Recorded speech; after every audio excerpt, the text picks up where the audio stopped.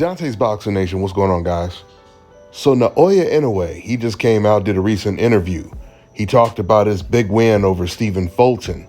And instead of him attributing his win to just being a better fighter, a smarter fighter, a better boxer, he attributes a big part of his win to being Japanese. He implied that the majority of American boxers, they don't have the heart of a Japanese fighter, the Japanese spirit. Matter of fact, let me quote exactly what he said.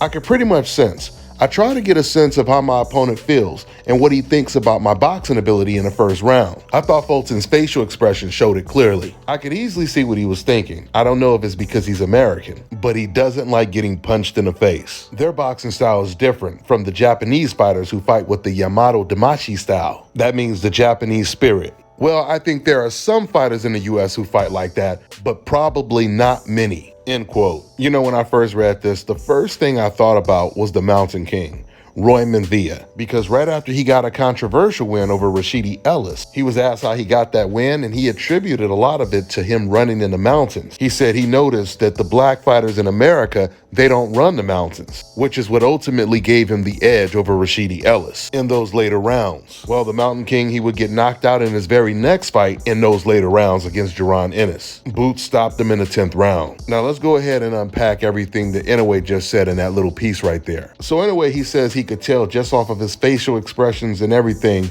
that he clearly did not like getting punched in the face.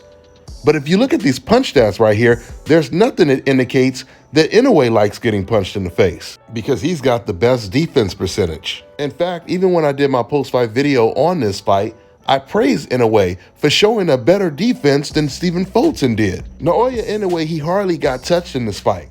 And remember, guys, he was the power puncher. Inoue showed a better defense in this fight than he has showed in his entire boxing career. These punch stats are not Julio Cesar Chavez Margarito type punch stats for Inoue.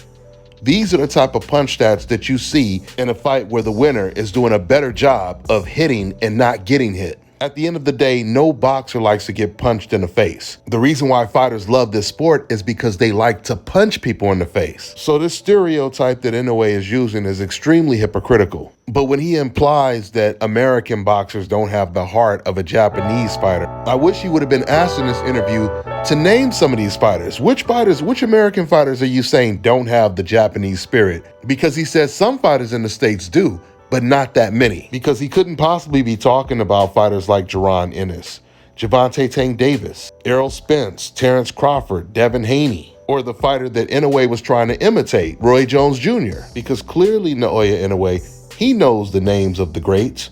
He knows the Alis, the Sugar Ray Robinsons, the Mike Tysons, James Toney, Marvin Hagler, Tommy Hitman Hearns, and the best ever, Floyd Mayweather. And this is why, once again, I would like to hear Naoya Inoue name the fighters, name the American fighters that he's talking about, he's accusing of not having the heart of a Japanese fighter. It doesn't matter what racist people say in the comment section that remain anonymous just hiding behind keyboards. You see, it matters what Inoue says because he has a name, he has a face, and he's going to have to back up everything that he says in the ring. And you can't back all that up just by beating one black American fighter. Because you can't stereotype an entire race or country just because you got one win. But I want to dig a little bit deeper when he talks about this heart, this Japanese spirit. Now, I've already proven that Inoue himself has tried to imitate some of these American fighters. And once again, when you look at his punch stats, they look the same way an American boxer's punch stats would look. High landing percentage and high defense percentage. See, this is the thing. Without a doubt, Naoya Inoue is pound for pound one of the best fighters in the world. But there's not enough dominant Japanese fighters in the sport to basically back up what Inoue is saying. Because if we are really looking at the scoreboard, we can name hundreds of American boxers that are known for their heart than we can name Japanese fighters. Speaking of liking to get punched in the face, George Foreman is somebody who liked to get punched in the face way more than Naoya Inoue does. But it's not just about being punched in the face. Because Inoue, he's talking about the Japanese spirit. He's talking about a man's bravery. He's talking about a man being fearless. Floyd Mayweather moved up 5 weight classes. He fought at welterweight in his late 30s, and all of his opponents outweighed him by 10 to 20 pounds. All of his opponents had much more power than he did and was way naturally bigger. You got Terrence Crawford, who wants to move up 3 weight classes. He had already moved up 2 weight classes before that. which is a total of 5 weight classes. And he wants to fight Canelo Alvarez, which he's going to be at a complete deficit in every regard. So if Inoue is talking about this Japanese spirit, let us see it. You better get busy. It's time to move up in weight. Put yourself in the same situation that Manny Pacquiao, Floyd Mayweather, and Terrence Crawford are putting themselves in. Because for Inoue, there's no one else for him to fight at 122. He's already beat Stephen Fulton, and that's the only guy that was there. He says he wants to be a star in America, and the only way he's going to be a star in America is if he's fighting against the big names in America.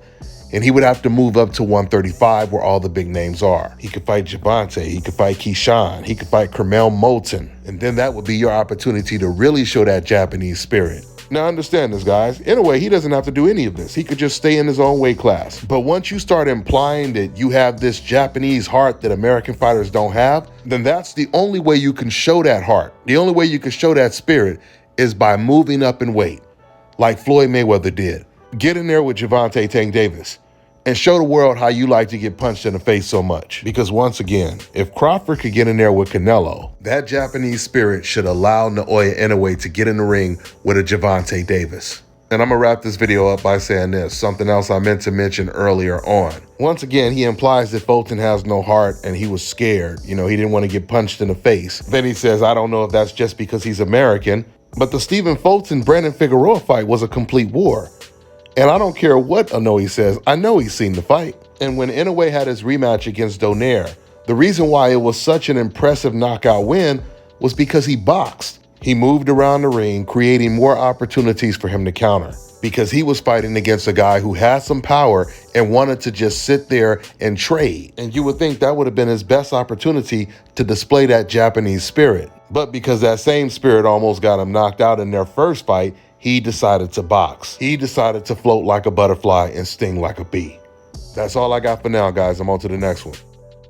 Fellas, I've got some great news for you. If you've lost your hair or have a receding hairline, the time has come when you can finally get your hairline back through a process called scalp micropigmentation. So here's how it works. It's a hair tattoo that replicates the look of your hair follicles when you have fully shaved it down. So to get this hookup, make sure you follow and contact my man Scalp Carolinas on Instagram. All right, now check this out, guys. If you're looking to repair eczema scars, burns and bruises, dark spots and blemishes, Fever blisters, diabetic ulcers, this right here is the perfect product for you guys. It's called Elo Deki Face and Body Oil. Athletes and top-ranking boxers, they're also using it after training to reduce swelling, inflammation, and to ease the pain. So get yours today. Go to elodeki.com. like them on Facebook and follow them on Instagram.